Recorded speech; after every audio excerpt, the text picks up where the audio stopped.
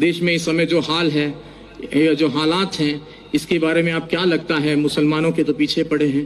तो मैंने उनसे कहा कि मुसलमान होना अपने आप में गर्व की बात है, मुसलमान होना एक फख्र की बात है, बशर्ते कि वो मुसलमान हो।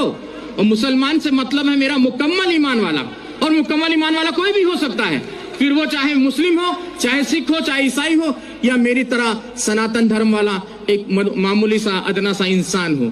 तो मुकम्मल ईमान आना जरूरी है, और जब मुकम्मल ईमान आ जाएगा तो मुसलमानों का कोई क्या बाल वाका कर सकता है। कहते हैं कि नूरे हक शमे इलाही को बुझा सकता है कौन, जिसका हामी हो खुदा उसको मिटा सकता है कौन। ना तलवार की धार से, ना गोलियों की बौछार से, रब का बंदा डरता है तो सिर्फ परवरदिगार से, और आपको किसी से डरने की कोई जरूरत नहीं है। एक छोटा सा किस्सा और आपको सुना दूं।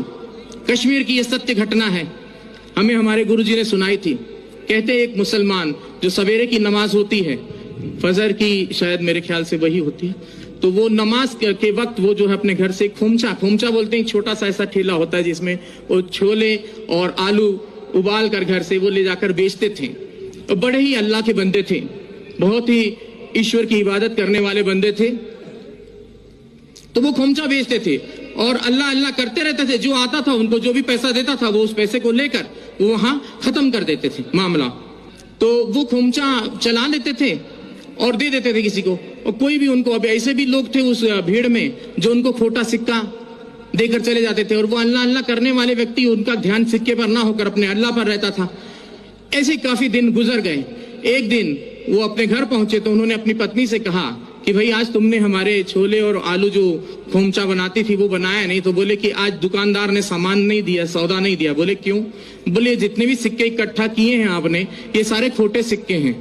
बोले हाय अल्लाह। वो वहीं चुपचाप बैठ गए उस ईश्वर की इबादत में कि बोले हे या अल्लाह, ये खोटा सिक्का तेरी दुनिया में तो नहीं चला, क्या मेरे जैसा खोटा सिक्का तुझे कबूल होगा?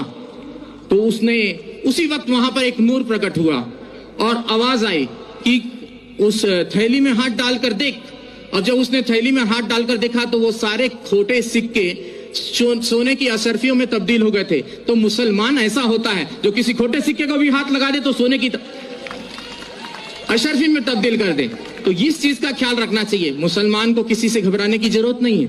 और मैं पहले से और काफी दिनों से, मुझे एक व्यक्ति ने कहा कि बाबा जी अब आप कलमा पढ़ के मुसलमान हो जाओ। तो मैंने कहा मुझे कलमा पढ़ने की जरूरत नहीं, मैं खुद ही पहले से जन्मजात ही मुसलमान हूँ। और मुसलमान का मतलब यह नहीं कि कलमा पढ़कर ही हो सकता है, मुकम्मल ईमान कहीं भी आ सकता है, चाहे वो हिंदू में आए, चाहे मुस्लिम में आए, चाहे सिख में आए, चाहे